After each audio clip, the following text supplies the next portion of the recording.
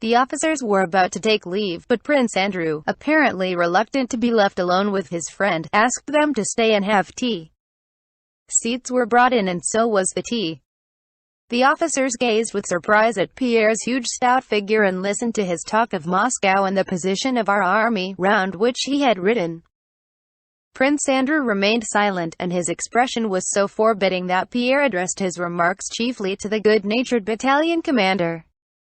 "So you understand the whole position of our troops?" Prince Andrew interrupted him. "Yes, that is, how do you mean?" said Pierre. "Not being a military man, I can't say I have understood it fully, but I understand the general position." "Well, then, you know more than anyone else, be it who it may," said Prince Andrew. "Oh," said Pierre, looking over his spectacles in perplexity at Prince Andrew. "Well, and what do you think of Kutuzov's appointment?" he asked. "I was very glad of his appointment, that's all I know," replied Prince Andrew. "And tell me your opinion of Barclay de Tolly. In Moscow they are saying heaven knows what about him. What do you think of him?" "Ask them," replied Prince Andrew, indicating the officers. Pierre looked at Timokhin with a condescendingly interrogative smile with which everybody involuntarily addressed that officer. "We see light again, since His Serenity has been appointed, Your Excellency," said Timokhin timidly, and continually turning to glance at his colonel. "Why so?" asked Pierre. "Well, to mention only firewood and fodder, let me inform you. Why, when we were retreating from Sventsyany we dare not touch a stick or a wisp of hay or anything. You see, we were going away, so he would get it all. Wasn't it so, Your Excellency?" And again Timokhin turned to the prince. "But we daren't. In our regiment 2 officers were court-martialed for that kind of thing. But when His Serenity took command everything became straightforward. Now we see light. Then why was it forbidden?" Timokhin looked about in confusion, not knowing what or how to answer such a question. Pierre put the same question to Prince Andrew. "Why, so as not to lay waste the country we were abandoning to the enemy," said Prince Andrew with venomous irony. "It is very sound. One can't permit the land to be pillaged and accustom the troops to marauding." At Smolensk too he judged correctly that the French might outflank us, as they had larger forces. "But he could not understand this," cried Prince Andrew in a shrill voice that seemed to escape him involuntarily. "He could not understand that there, for the first time, we were fighting for Russian soil. And that there was a spirit in the men such as I had never seen before, that we had held the French for 2 days, and that success had increased our strength tenfold. He ordered us to retreat, and all our efforts and losses went for nothing. He had no thought of betraying us, he tried to do the best he could, he thought out everything, and that is why he is unsuitable. He is unsuitable now, just because he plans out everything very thoroughly and accurately, as every German has to. How can I explain? Well, say your father has a German valet, and he is a splendid valet and satisfies your father's requirements better than you could, then it's all right to let him serve. But if your father is mortally sick, you'll send the valet away and attend to your father with your own unpracticed, awkward hands, and will soothe him better than a skilled man who is a stranger could. So it has been with Barclay. While Russia was well, a foreigner could serve her and be a splendid minister. But as soon as she is in danger she needs one of her own kin. But in your club they have been making him out a traitor. They slander him as a traitor. And the only result will be that afterwards, ashamed of their false accusations, they will make him out a hero or a genius instead of a traitor, and that will be still more unjust. He is an honest and very punctilious German. And they say he's a skillful commander," rejoined Pierre. "I don't understand what is meant by a skillful commander," replied Prince Andrew ironically. "A skillful commander," replied Pierre. "Why, one who foresees all contingencies, and foresees the adversary's intentions." "But that's impossible," said Prince Andrew as if it were a matter settled long ago. Pierre looked at him in surprise. "And yet they say that war is like a game of chess?" he remarked. Yes, replied Prince Andrew. But with this little difference, that in chess you may think over each move as long as you please and are not limited for time. And with this difference too, that a knight is always stronger than a pawn, and two pawns are always stronger than one, while in war a battalion is sometimes stronger than a division and sometimes weaker than a company. The relative strength of bodies of troops can never be known to anyone. Believe me, he went on, if things depended on arrangements made by the staff, I should be there making arrangements. But instead of that I have the honor to serve here in the regiment with these gentlemen, and I consider that on us tomorrow's battle will depend and not on those others. Success never depends, and never will depend, on position, or equipment, or even on numbers, and least of all on position. But on what then? Single quote. On the feeling that is in me and in him, he pointed to Timokhin, and in each soldier. Prince Andrew glanced at Timokhin, who looked at his commander in alarm and bewilderment. In contrast to his former reticent taciturnity, Prince Andrew now seemed excited. He could apparently not refrain from expressing the thoughts that had suddenly occurred to him. A battle is won by those who firmly resolve to win it. Why did we lose the battle at Austerlitz? The French losses were almost equal to ours, but very early we said to ourselves that we were losing the battle, and we did lose it. And we said so because we had nothing to fight for there. We wanted to get away from the battlefield as soon as we could. We've lost, so let us run, and we ran. If we had not said that till the evening, heaven knows what might not have happened. But tomorrow we shan't say it. You talk about our position, the left flank weak and the right flank too extended, he went on. That's all nonsense, there's nothing of the kind. But what awaits us tomorrow? 100 million most diverse chances which will be decided on the instant by the fact that our men are theirs, run or do not run. And that this man or that man is killed, but all that is being done at present is only play. The fact is that those men with whom you have ridden round the position not only do not help matters, but hinder. They are only concerned with their own petty interests. At such a moment, said Pierre reproachfully. At such a moment, Prince Andrew repeated. To them it is only a moment affording opportunities to undermine a rival and obtain an extra cross or ribbon. For me tomorrow means this. A Russian army of 100,000 and a French army of 100,000 have met to fight. And the thing is that these 200,000 men will fight, and the side that fights more fiercely and spares itself least will win. And if you like, I will tell you that whatever happens and whatever muddles those at the top may make, we shall win tomorrow's battle. Tomorrow, happen what may, we shall win. Single quote. There now, Your Excellency. That's the truth, the real truth, said Timokhin. Who would spare himself now? The soldiers in my battalion, believe me, wouldn't drink their vodka. It's not the day for that, they say. All were silent. The officers rose. Prince Andrew went out of the shed with them, giving final orders to the adjutant. After they had gone, Pierre approached Prince Andrew and was about to start a conversation when they heard the clatter of 3 horses' hoofs on the road not far from the shed. And looking in that direction, Prince Andrew recognized Wolzogen and Clausewitz accompanied by a Cossack. They rode close by, continuing to converse, and Prince Andrew involuntarily heard these words. Der Krieg muss in Rom verlegt werden. Der Ansicht kann ich nicht genug Preis geben, *, said one of them. The war must be extended widely.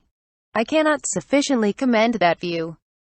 Oh, ja, said the other, der Zweck ist nur den Feind zu schwachen, so kann man gewiss nicht den Verlust der Privatpersonen in Achtung nehmen. Oh, yes, the only aim is to weaken the enemy, so of course one cannot take into account the loss of private individuals. Oh, no, agreed the other. Extend widely, said Prince Andrew with an angry snort when they had ridden past. In that extent were my father, son, and sister, at Bald Hills. That's all the same to him. That's what I was saying to you, those German gentlemen won't win the battle tomorrow but will only make all the mess they can. Because they have nothing in their German heads but theories not worth an empty eggshell, and haven't in their hearts the one thing needed tomorrow, that which Timokhin has. They have yielded up all Europe to him, and have now come to teach us. fine teachers. And again his voice grew shrill. So you think we shall win tomorrow's battle? Asked Pierre. Yes, yes, answered Prince Andrew absently. One thing I would do if I had the power, he began again, I would not take prisoners. Why take prisoners? It's chivalry. The French have destroyed my home and are on their way to destroy Moscow. They have outraged and are outraging me every moment. They are my enemies. In my opinion they are all criminals. And so, thinks Timokhin and the whole army. They should be executed. Since they are my foes they cannot be my friends, whatever may have been said at Tilsit. Yes, yes, muttered Pierre, looking with shining eyes at Prince Andrew. I quite agree with you. Single quote. The question that had perturbed Pierre on the Mosazil all that day now seemed to him quite clear and completely solved. He now understood the whole meaning and importance of this war and of the impending battle. All he had seen that day, all the significant and stern expressions on the faces he had seen in passing, were lit up for him by a new light. He understood that latent heat, as they say in physics, a patriotism which was present in all these men he had seen, and this explained to him why they all prepared for death calmly, and as it were light-heartedly. Not take prisoners, Prince Andrew continued. That by itself would quite change the whole war and make it less cruel. As it is, we have played at war, that's what's vile. We play at magnanimity and all that stuff. Such magnanimity and sensibility are like the magnanimity and sensibility of a lady who faints when she sees a calf being killed. She is so kind-hearted that she can't look at blood, but enjoys eating the calf served up with sauce. They talk to us of the rules of war, of chivalry, of flags of truce, of mercy to the unfortunate and so on. It's all rubbish. I saw chivalry and flags of truce in 1805. They humbugged us and we humbugged them. They plunder other people's houses, issue false paper money, and worst of all they kill my children and my father, and then talk of rules of war and magnanimity to foes. Take no prisoners, but kill and be killed. He who has come to this as I have through the same sufferings.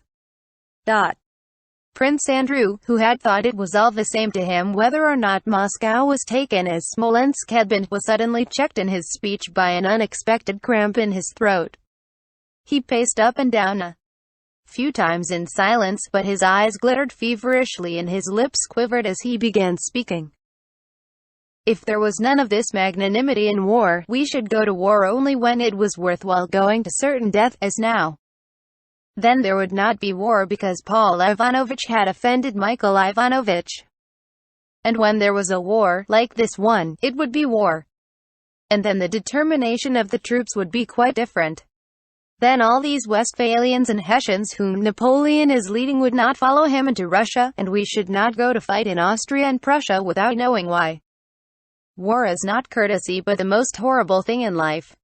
And we ought to understand that and not play at war. We ought to accept this terrible necessity sternly and seriously. It all lies in that. Get rid of falsehood and let war be war and not a game. As it is now, war is the favorite pastime of the idle and frivolous. The military calling is the most highly honored. But what is war? What is needed for success in warfare? What are the habits of the military? The aim of war is murder. The methods of war are spying, treachery, and their encouragement, the ruin of a country's inhabitants, robbing them or stealing to provision the army, and fraud and falsehood termed military craft. The habits of the military class are the absence of freedom, that is discipline, idleness, ignorance, cruelty, debauchery, and drunkenness. And in spite of all this it is the highest class, respected by everyone. All the kings, except the Chinese, wear military uniforms, and he who kills most people receives the highest rewards. They meet, as we shall meet tomorrow, to murder one another. They kill and maim tens of thousands, and then have Thanksgiving services for having killed so many people. They even exaggerate the number. And they announce a victory, supposing that the more people they have killed the greater their achievement. How does God above look at them and hear them? Exclaimed Prince Andrew in a shrill, piercing voice. Ah, my friend, it has of late become hard for me to live. I see that I have begun to understand too much. and it doesn't do for man to taste of the tree of knowledge of good and evil. Ah, well, it's not for long," he added. "However, you're sleepy, and it's time for me to sleep." "Go back to Gorky," said Prince Andrew suddenly. "Oh no," Pierre replied, looking at Prince Andrew with frightened, compassionate eyes. Go. Before a battle one must have one's sleep out," repeated Prince Andrew. He came quickly up to Pierre and embraced and kissed him. "Goodbye, be off," he shouted, "whether we meet again or not," and turning away hurriedly he entered the shed. It was already dark, and Pierre could not make out whether the expression of Prince Andrew's face was angry or tender. For some time he stood in silence, considering whether he should follow him or go away. "No, he does not want it," Pierre concluded. "And I know that this is our last meeting." He sighed deeply and rode back to Gorky. On re-entering the shed, Prince Andrew lay down on a rug, but he could not sleep. He closed his eyes. One picture succeeded another in his imagination. On one of them he dwelt long and joyfully. He vividly recalled an evening in Petersburg. Natasha, with animated and excited face, was telling him how she had gone to look for mushrooms the previous summer and had lost her way in the big forest. She incoherently described the depths of the forest, her feelings, and a talk with a beekeeper she met, and constantly interrupted her story to say, "No, I can't. I'm not telling it right. No, you don't understand." So he encouraged her by saying that he did understand, and he really had understood all she wanted to say.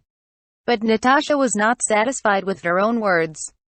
She felt that they did not convey the passionately poetic feeling she had experienced that day and wished to convey. He was such a delightful old man, and it was so dark in the forest, and he had such no, I can't describe it, she had said, flushed and excited. Prince Andrew smiled now, the same happy smile as then when he had looked into her eyes. I understood her, he thought. I not only understood her, but it was just that inner spiritual force, that sincerity, that frankness of soul, that very soul of hers which seemed to be fettered by her body. It was that soul I loved in her. Loved so strongly and happily, and suddenly he remembered how his love had ended. He did not need anything of that kind. He neither saw nor understood anything of the sort. He only saw in her a pretty and fresh young girl, with whom he did not deign to unite his fate. And he is still alive and gay. Prince Andrew jumped up as if someone had burned him, and again began pacing up and down in front of the shed.